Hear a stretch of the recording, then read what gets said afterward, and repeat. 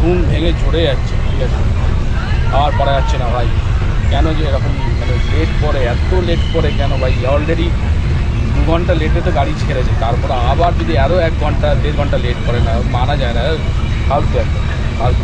আজকের এই ব্লগটা মূলত সেই সব দর্শকদের জন্য যারা ভাবছেন দীঘা থেকে ট্রেনে চড়ে বাড়ি ফিরবেন, তাও আবার কান্ডারি এক্সপ্রেসে।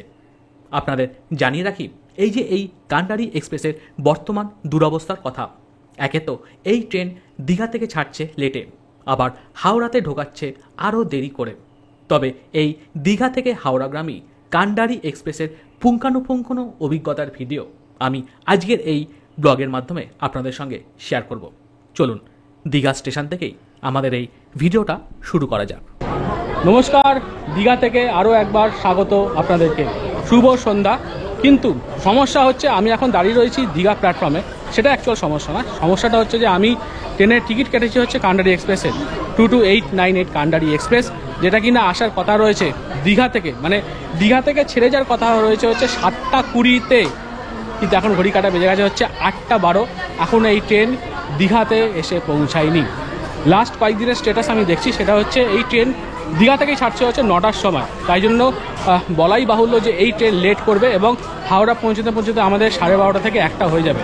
তো যাই হোক, এই কান্ডারি এক্সপ্রেসের ট্রেনের ব্লগ কিন্তু আমি কোনোদিন করিনি, এই প্রথম করছি। তো আমার ব্লগের মাধ্যমে আপনারা দেখতে পারবেন যে কান্ডারি এক্সপ্রেসে যে ভ্রমণের অভিজ্ঞতা সেইটা। ঠিক আছে, ট্রেন আসুক, আমরা উঠি, তারপরে আবার আপনাদের সঙ্গে দেখা হচ্ছে। ঘড়ি কাটা বেজে গেছে এখন 8:30, আর আমাদের কান্ডারি এক্সপ্রেস ঢুকছে। ছাড়বে না জানি না, কখন ছাড়বে সেটা জানি না।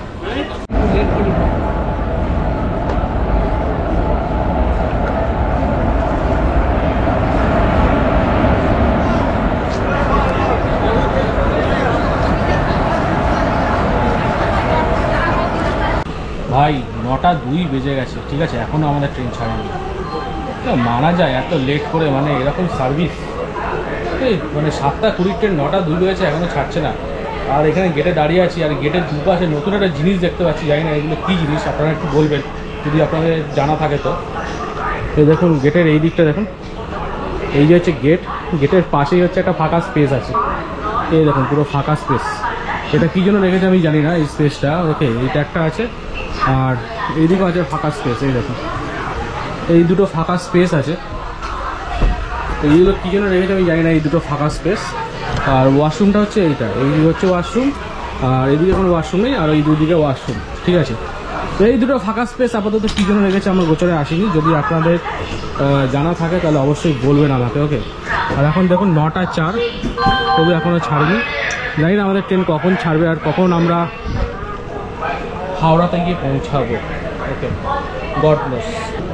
9:06 দীঘা স্টেশন থেকে প্ল্যাটফর্ম নাম্বার 3 আমাদের কান্ডারি এক্সপ্রেস ছাড়লো অনেক কষ্ট করে। এবার জানি না আমরা কখন পৌঁছাবো হাওড়াতে। আনুমানিক যা আমার ধারণা আছে সেটা হচ্ছে 12:30টার সময় হাওড়াতে আমরা গিয়ে পৌঁছাবো, তারপরেও পৌঁছাতে পারি, দেখি কি হয়।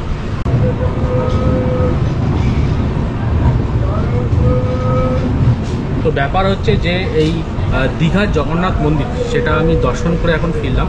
এবং যদি আপনারা আমার অভিজ্ঞতা জানতে চান যে এই দীঘার জগন্নাথ মন্দির দর্শন কীরকম লাগলো আমার, সেইটা হচ্ছে যে দেখুন একটা নতুন জিনিস তৈরি হয়েছে, অবশ্যই অনেক কষ্ট করে তৈরি করা হয়েছে, তো খুবই ভালো লাগবে। এবং যারা যারা দীঘাতে ঘুরতে আসবে তারা অবশ্যই এই জায়গাটা থেকে অবশ্যই আসবে, সেটা সন্দেহের কোনো অবকাশ নেই। কিন্তু আলাদা করে যদি আপনারা বলেন যে হ্যাঁ আমি দীঘার জগন্নাথ মন্দিরেই ঘুরতে যাব, তাহলে কিন্তু সেটা হবে না। ওকে, তাহলে কিন্তু যদি জগন্নাথ দেব যদি বলেন বা জগন্নাথ দেবকে আমি পুজো দিতে যাব, তাহলে সেটা চোখ বন্ধ করে আসতে হচ্ছে পুরীর জগন্নাথ মন্দির। ঠিক আছে, তো কিছুর সঙ্গে কিছু গোলাবেন না, পুরীর জগন্নাথ মন্দিরের মাহাত্ম্য আলাদা, আর এই যে দীঘার জগন্নাথ মন্দির সেই পুরোটা আলাদা। ঠিক আছে, সেইটা যেন আপনারা না গোলান। অবশ্যই আপনারা জানেন যে হ্যাঁ যে দীপুদার দীঘা পুরী দার্জিলিং যেটা আছে তার মধ্যে পুরী রয়েছে, এবং যারা অনেকে জানেন যে হ্যাঁ দীঘার থেকে পুরী ঘুরতে খুবই ভালোবাসেন, আমিও তাই যে দীঘা থেকে পুরী ঘুরতে খুবই ভালোবাসি। কিন্তু হ্যাঁ দীঘা যে খুব সহজেই আসা যায় এবং খুব কম খরচের মধ্যে খুব কম সময়ের ব্যবধানে দীঘা এই সমুদ্র নগরীতে চলে আসা যায়, আর তার সঙ্গে এসে যদি এত কিছু দেখতে পাওয়া যায়, এত কিছু সাইট সিন, তাহলে তো অবশ্যই দীঘার একটা মাহাত্ম আরও বেড়ে যায় না। তো আপাতত এর পরের স্টেশন হচ্ছে রামনগর বেঙ্গল আমাদের। বড় দিদিকে বলে রেখেছে না, মাকে বলে দিতে রুটি আলু করে রাখতে। চলে আসলাম হচ্ছে রামনগর বেঙ্গল। আচ্ছা, এই রামনগর বেঙ্গল হচ্ছে পূর্ব মেদিনীপুরে অবস্থিত এবং এই জায়গাটা না খুব শান্ত এবং এখানকার যে সংস্কৃতি ও পরিবেশ খুবই সুন্দর। এখন ঘড়ি কাটা বেজে গেছে হচ্ছে 9:20 এবং এর পরের স্টেশন হচ্ছে কাঁথি। আর যে ট্রেনটা আমরা চলছি আর কি, কান্ডারি এক্সপ্রেস, যদি আপনাদের টিকিট নাও কাটা থাকে তবে আপনারা ট্রেনে উঠে যাবেন। ট্রেনে উঠে গিয়ে মানে রিজার্ভেশন যদি আপনার না থাকে তাহলে টিকিট কেটে ট্রেনে উঠে যাবেন। এখানে কিন্তু অনেক সিট ফাঁকা থাকে এই ট্রেনে, কেননা প্রচুর যাত্রী এখানে দেখছি যে আসেনি, তাই জন্য অলরেডি এই ট্রেনের সিটটা কিন্তু ফাঁকা আছে। আর যদি আপনারা চান যে হ্যাঁ জেনারেলে যাবেন তাহলে আরামসে জেনারেলে উঠে যেতে পারেন টিকিট কেটে, ঠিক আছে, জেনারেলের সিট ফাঁকা থাকে। তাহলে যদি আপনারা ভাবেন যে টিকিট নেই, কীভাবে যাবো, বাসে যাবো, বাসেরও টিকিট নেই, তাহলে আরামসে কিন্তু কান্দারিটা আপনারা উঠে যেতে পারেন। কিন্তু সমস্যা একটাই, এই ট্রেনটা কিন্তু সময় ছাড়ছে না। ঠিক 9:06 বাজলো দীঘা থেকে এটা ছাড়লো, যেটা টাইম ছিল হচ্ছে 7:20-তে। আর এই রামনগর বেঙ্গল এইখানে মাত্র এই 2 মিনিট মতন দাঁড়ালো ট্রেনটা, তারপরে আবার রওনা দিচ্ছে হাওড়ার উদ্দেশ্যে।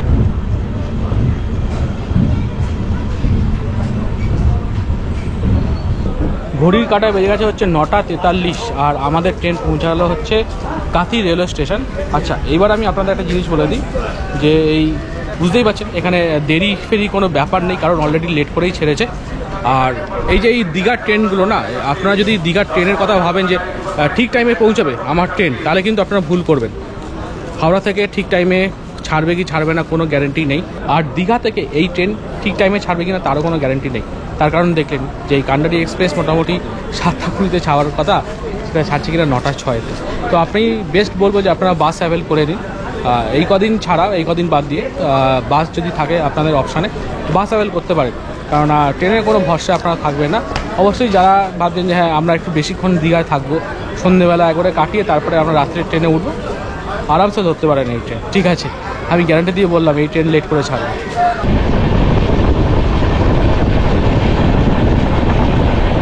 10:35 বেজে গেছে আর আমাদের ট্রেন কান্ডারি এক্সপ্রেস ঢুকতে চলেছে হচ্ছে তমলুক স্টেশনে। আচ্ছা, এই তমলুক স্টেশন হচ্ছে একটি বিখ্যাত স্টেশন, যেখানে আপনারা এই তমলুক স্টেশনে এসে দেখে নিতে পারেন হচ্ছে এখানকার যে 51 সতীপীঠ আছে। তমলুক স্টেশন, তমলুক জায়গাটা কেন বিখ্যাত? তমলুক জায়গাটা বিখ্যাত হচ্ছে যে এখানে যে 51 সতীপীঠ আছে, এখানে 51 সতীপীঠের মা সতীর বাম গোড়ালি পড়েছিল।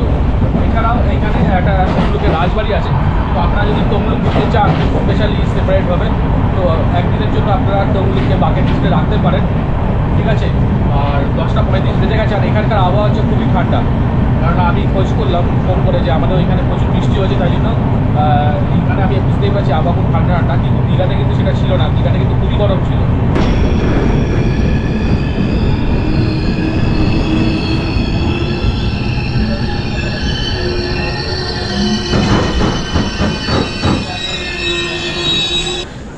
দশটা 40 আর আমরা পৌঁছে গেলাম হচ্ছে তমলুক রেলওয়ে স্টেশনে। এরপরে হচ্ছে মেচেদা, ঠিক আছে। আর তমলুক স্টেশনটা এখন দেখতে পাচ্ছি যে কোনো রকম কোনো লোকজন নেই, আপাতত ফাঁকা একদম স্টেশন। আমি আমার নিজের গলার শব্দ একটুখানি জোরে জোরে পাচ্ছি, এতটাই ফাঁকা। আমি দেখিয়ে দিচ্ছি যে খুবই কম লোকজন আছেন এখন, আপাতত কোনো ট্রেন নেই, শুধু এই ট্রেনটাই বোধহয় লাস্ট। হ্যাঁ, স্টেশনটা শুধু দেখুন একটুখানি,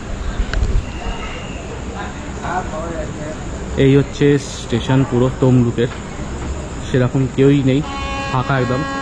চলুন, সিগন্যাল দিয়ে দিয়েছে আমাদের ট্রেনের। আচ্ছা, এর পরের স্টেশন হচ্ছে মেচেদা।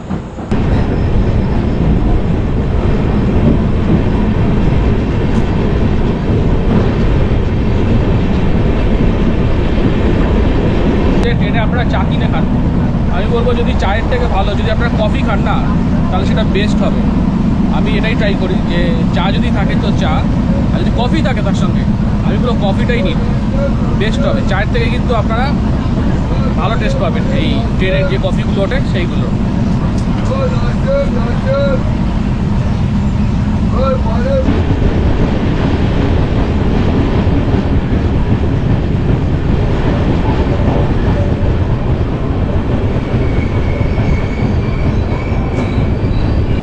ঘড়ির কাঁটায় বেজে গিয়েছে হচ্ছে 11:37 আর আমরা পৌঁছালাম হচ্ছে মেচেদাতে। আচ্ছা, এই মেচেদা ঢোকার আগে না অনেকক্ষণ গাড়ি দাঁড়িয়ে ছিল আমাদের, তো যেটা হাওড়াতে 12টা 40-এ ঢোকানোর কথা এখন সেটা দেখাচ্ছে 1টা। তো মানে শরীর তো আর দিচ্ছে না, বুঝতেই পারছেন যে এত জার্নি করে দীঘার, তারপরে এই কান্ডারি এক্সপ্রেস ভালোই টানছিল, কিন্তু মেচেদা ঢোকার আগেই এই অনেকক্ষণ দাঁড়িয়ে যায়, প্রায় 10-15 মিনিট মতন দাঁড়িয়ে যায়। যাই হোক, আমাদের ট্রেন এখন আপাতত মেচেদা থেকে ছেড়ে দিয়েছে। এর পরের স্টেশন হচ্ছে উলবেড়িয়া, ঠিক আছে, এর পরের স্টেশন উলবেড়িয়া এবং তারপরের স্টেশন হচ্ছে সাঁতরাগাছি, আর তারপরে হচ্ছে হাওড়া।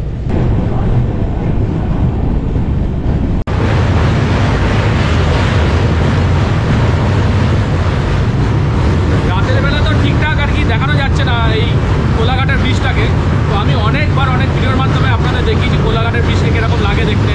রূপনারায়ণ নদীর ওপর দিয়ে রূপনারায়ণ নদী, তারপরে কোলাঘাট ব্রিজ অনেকবার দেখেছেন আপনারা। তো রাতের বেলা সেরকম ভিজিবিলিটি নেই, তাই জন্য কি আর দেখাবো। তো আমরা এই ক্রস করছি রূপনারায়ণ নদী কোলাঘাট, এইদিকে আমরা ছিলাম হচ্ছে মেদিনীপুর, তো এখন আমরা পড়ে গেলাম হচ্ছে হুগলিতে।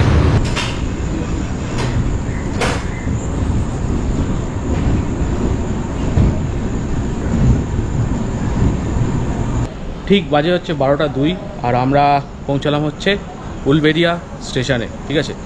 আর উলবেড়িয়া স্টেশনে কি মানে বুঝতে পারছি না, যে কুয়াশার মতন হচ্ছে চারদিকে, মানে একটুখানি ঘোলাটে এনভায়রনমেন্টটা, একটু ঠান্ডাও লাগছে।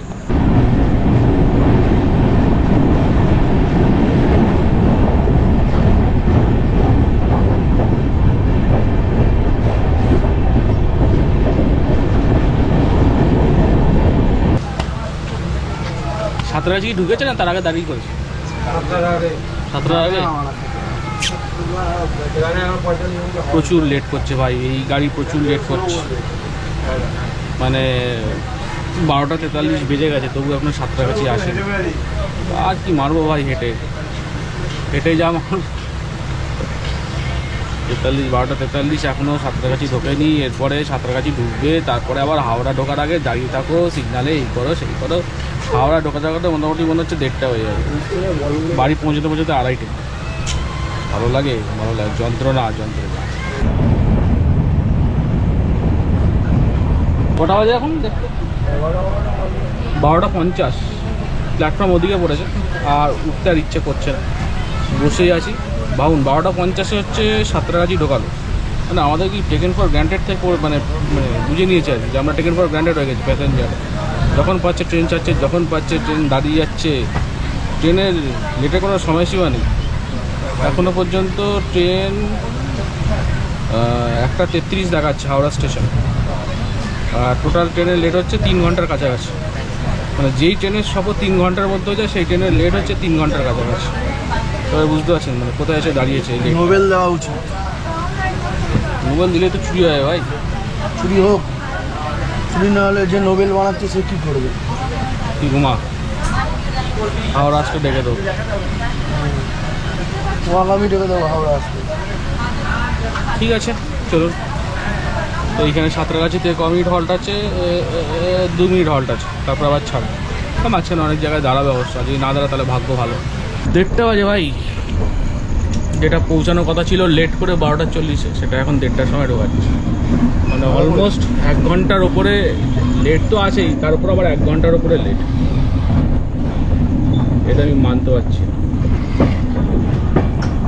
চলুন, আমাদের জার্নি আপাতত শেষ হয়ে এসছে, আর আমাদের ট্রেন কোন প্ল্যাটফর্মে ঢুকিয়েছে সেটা বোঝা যাচ্ছে না। হাওড়া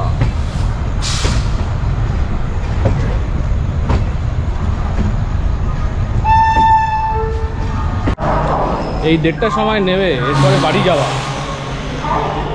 বাইরে গাড়ি পাবো কি পাবো না তারও ঠিক নেই, দেখি কি গাড়ি পাওয়া যায়। এখন তো যাত্রী সাথী হয়ে গেছে, তো সেই অ্যাপটা ডাউনলোড যদি করা থাকে করতে হবে, আমি উড়িয়ে দিয়েছিলাম, তো এখান থেকে গাড়ি বুক করা যায়। আর এছাড়া তো ওলা উবের আছে, দেখি কতটা চার্জেস নেয় আমাদের দমদম ক্যান্টনমেন্ট পর্যন্ত। এ ভাই কেমন লাগলো বল? সুন্দরবনে কোনটা ট্রেনটা যে লেট করলো সেটা? অবশ্যই ভাই। কি হলো, লজ্জা পাচ্ছিস কেন? রুমের মধ্যে তো ভালোই বক করছিস। ঠাকুর কি নিয়ে আসছিস এটা? চলুন, উবের বুক করেছি একটা, উবের পেয়ে গেছি। এবারে এখান থেকে আমাদের বাড়ি অবধি উবের নেবে হচ্ছে 400 টাকা। মানসিক ও শারীরিক ক্লান্তিতে জর্জরিত হয়ে ফিরছি বাড়ির পথে। আবার কবে আপনাদের সঙ্গে দেখা হবে কিনা জানি না, তবে দেখা তো হবে নিশ্চয়ই। সবাই খুব ভালো থাকবেন এবং সুস্থ থাকবেন। আর অবশ্যই আপনাদের এই ছোট্ট বন্ধু শুভজিৎকে মনে রাখবেন। ধন্যবাদ।